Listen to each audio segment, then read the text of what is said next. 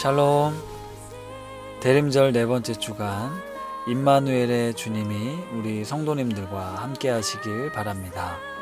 12월 21일 월요일 하나님 나라를 시작하는 말씀 묵상은 작년 누리 사순 허윤숙 권사님의 사연과 추천 찬양으로 하나시를 시작합니다. 오늘 이 땅을 밟았다가도 내일은 주님을 뵐 수도 있죠. 왜 미련하게 영원히 살 듯 진리를 떠나 왜 곁눈질 하나. 오늘 제가 추천해드리는 찬양의 첫 부분 가사입니다. 몇 년 전 둘째 아들이 애청하던 찬양을 우연히 같이 듣게 되었는데요. 경쾌하고 짧은 가사의 곡인데 가사 하나하나가 마음에 훅훅 꽂혔습니다. 특히 깔끔하게 아카펠라로 시작하는 찬양 첫 부분 가사가 살아있듯 정확하게 전달되는 거예요. 바로 그때 포장된 나의 속마음을 들킨 것 같아 부끄러운 마음이 들었답니다. 믿음대로 살려고 애는 쓰고 있지만 세상에 곁눈질하며 세상 것에 미련을 두는 나의 모습을 그대로 표현한 가사이기에 강한 찔림으로 다가온 것 같아요. 그 후로 출근길 매일 이 아침 찬양을 들으며 오늘이라도 천국문 열고 그리던 주님 만날 것처럼 욕심도 없이 미련도 없이 매일 감사로 살고 싶은 소망으로 내일이라도 주님 만나면 잘했다 칭찬받을 수 있게 예수님 따라 좁은 길 따라 진리 붙들고 살아가는 자녀 되게 해달라고 기도했던 때가 생각납니다. 그러나 인간의 본성은 쉽게 바뀌지 않아 지금도 옛 모습 그대로이지만 여전히 이 모습 그대로 지켜보시는 사랑하시는 주님, 그런 주님을 실망시켜 드리지 않고 흠도 티도 없는 주님의 순결한 신부가 되기 위해 애쓰고 힘쓰는 자녀가 되어야겠다고 다시 한번 다짐해 봅니다. 오신 가족 여러분, 이 세상에서 영원히 살 것처럼 미련하게 세상에 곁눈질하지 맙시다.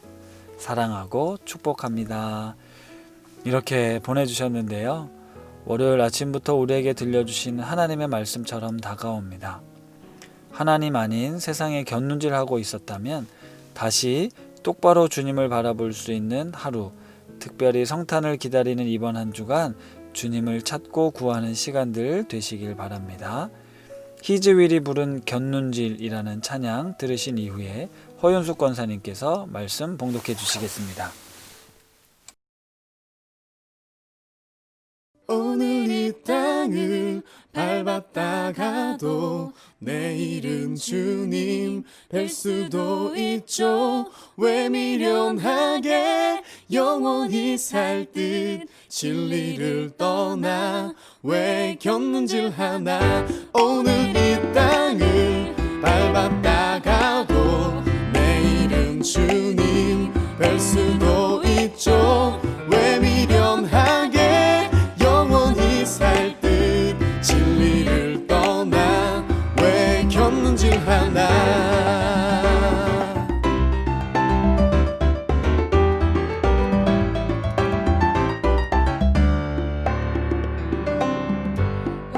오늘이라도 천국문 열고 그리던 주님 만날 것처럼 욕심도 없이 미련도 없이 매일 감사로 난 살고 싶어라. 내일이라도 주님 만나면 잘했다 칭찬 받을 수 있게 예수님 따라 좁은 길 따라 진리 붙들고 난 살고 싶어라.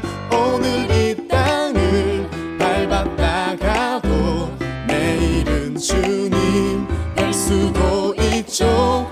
왜 미련하게 영원히 살 듯 진리를 떠나 왜 곁눈질하나. 오늘 이 땅을 밟았다가도 내일은 주님 뵐 수도 있죠. 주님 앞에서 순결한 신부로 흠도 티도 없이 난 살고 싶어라.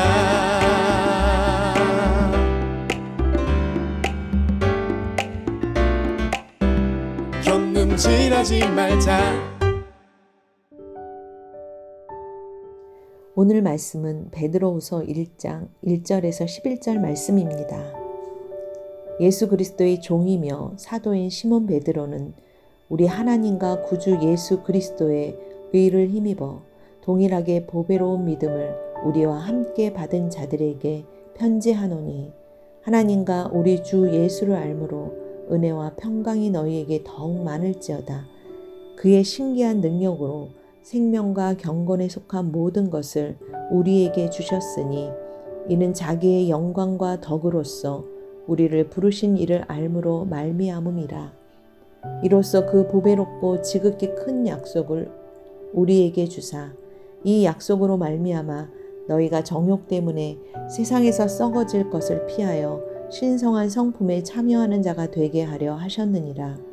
그러므로 너희가 더욱 힘써 너희 믿음의 덕을, 덕의 지식을, 지식의 절제를, 절제의 인내를, 인내의 경건을, 경건의 형제 우애를, 형제 우애의 사랑을 더하라. 이런 것이 너희에게 있어 흡족한즉 너희로 우리 주 예수 그리스도를 알기에 게으르지 않고 열매 없는 자가 되지 않게 하려니와 이런 것이 없는 자는 맹인이라 멀리 보지 못하고 그의 옛 죄가 깨끗하게 된 것을 잊었느니라. 그러므로 형제들아 더욱 힘써 너희 부르심과 택하심을 굳게 하라. 너희가 이것을 행한즉 언제든지 실족하지 아니하리라. 이같이 하면 우리 주 곧 구주 예수 그리스도의 영원한 나라에 들어감을 넉넉히 너희에게 주시리라. 아멘. 어제 주일 설교를 통해 부활하신 예수님께서 베드로를 만나 사명을 다시 새롭게 일깨워 주시는 말씀을 들었습니다. 자신만만하게 주님을 따랐던 베드로의 참혹한 실패를 주님께선 치유하고 회복시켜 주십니다. 그리고 내 양을 먹이라, 나를 따르라는 사명을 주시죠. 베드로는 이후 죽기까지 주님을 따르는 초대교회 지도자가 되었습니다. 그 베드로가 기록한 성경 말씀을 오늘 아침부터 보게 됩니다. 오늘 본문 말씀은 베드로가 직접 삶을 통해 경험한 진리를 바탕으로 서술하고 있습니다. 가난한 시골 마을의 어부였던 자신의 인생이 예수 그리스도를 만나서 어떻게 변화되었는지 자신의 생생하고 확실한 증거가 됩니다. 영접하는 자들에게 하나님의 자녀가 되는 권세를 주신다 약속하셨는데 베드로는 예수님이 말씀하신 성령님을 통해 완전히 새로운 사람이 됩니다. 신기한 능력이라고 표현하고 있고 생명과 경건에 속한 모든 것을 주셨다고 베드로는 고백합니다. 그리고 보배롭고 지극히 큰 약속을 받았다고 이야기하는데요. 그것은 바로 구원, 영원한 생명입니다. 세상 그 무엇과도 바꿀 수 없는 소중한 가치와 생명을 소유했기에 정욕 때문에 세상에서 썩어질 것을 피하여 신의 성품에 참여하는 자가 되게 하도록 약속을 주셨습니다. 사랑하는 우신 가족 여러분, 세상은 요동치고 흔들리며 시시각각 변하지만 변하는 세상 속에서도 변하지 않는 것이 있습니다. 하나님께서는 어제나 오늘이나 영원토록 변하지 않으십니다. 하나님께서 우리에게 약속하신 것이 있고 그 약속을 믿는다면 오늘 우리는 우리에게 주어진 현실 속에서 어떻게 살아야 할지 분명히 알 수 있는데요. 그것은 신의 성품에 참여하는 자의 삶이라고 말합니다. 10절에 보면 그러므로 형제들아 더욱 힘써 너희 부르심과 택하심을 굳게 하라. 너희가 이것을 행한즉 언제든지 실족하지 아니하리라. 이같이 하면 우리 주 곧 구주 예수 그리스도와 영원한 나라에 들어감을 넉넉히 너희에게 주시리라 말씀입니다. 말씀을 준비하며 오늘 본문 말씀을 크게 출력해서 제 책상 앞에 붙여두고 싶은 마음이 들었습니다. 수시로 말씀을 읽고 묵상하며 제 삶을 점검하기 위해 필요할 것 같습니다. 신의 성품에 참여하는 자와 관련하여 오늘은 짧게 한번 말씀을 나누겠지만 성도님들께서도 각자 깊게 묵상해 보시면 좋겠습니다. 가장 기초는 믿음입니다. 우리는 믿음을 통해 구원을 얻게 되죠. 이 믿음은 전적인 하나님의 선물입니다. 나의 노력과 행위로 얻어지는 것이 아니죠. 그런데 이 믿음은 반드시 삶의 열매를 통해 드러나야 합니다. 실제 사회생활을 하다 보면 많은 사람들이 믿는다고 하는 사람들로부터 실망과 억울한 일을 당할 때가 많습니다. 열심히 교회를 다니는 사람들이 더 이기적이고 자기중심적이며 편협하고 다른 사람을 돌아보지 못하는 모습들을 느낄 때가 많습니다. 직장뿐이 아니라 교회 안에서는 인정받는 직분자로 여러 중요한 역할을 감당하지만 가정 안에선 덕을 끼치지 못하는 분들이 있습니다. 그래서 믿음에 덕을 더하라고 합니다. 덕과 관련된 말씀으로 우리가 잘 아는 성령의 9가지 열매가 있는데요. 갈라디아서 5장 22절에 오직 성령의 열매는 사랑과 희락과 화평과 오래 참음과 자비와 양선과 충성과 온유와 절제니 이 같은 것을 금지할 법이 없느니라 이야기합니다. 실생활에서 성령의 열매를 맺는 덕을 끼치는 그리스도인들이 되시길 바랍니다. 그리고 덕에 지식을 더하라고 하는데요. 이 말씀을 요즘 상황에 대입해 보면 전염병이 창궐하는 요즘 시대에 그리스도인들 그리고 교회는 덕과 지식이 필요합니다. 세상으로부터 비난과 조롱의 대상이 되어서는 안 됩니다. 옛날에 패스트가 창궐하던 시절에도 비슷한 일들이 있었는데요. 맹목적인 믿음을 가지고 한 곳에 모여 기도하고 집회하던 사람들이 있었고 그 결과는 비참한 결과였습니다. 교회는 자신을 위해 존재하는 것이 아니라 이 세상을 위한 하나님 나라의 가시적 존재로 늘 이웃과 세상을 향해 있어야 합니다.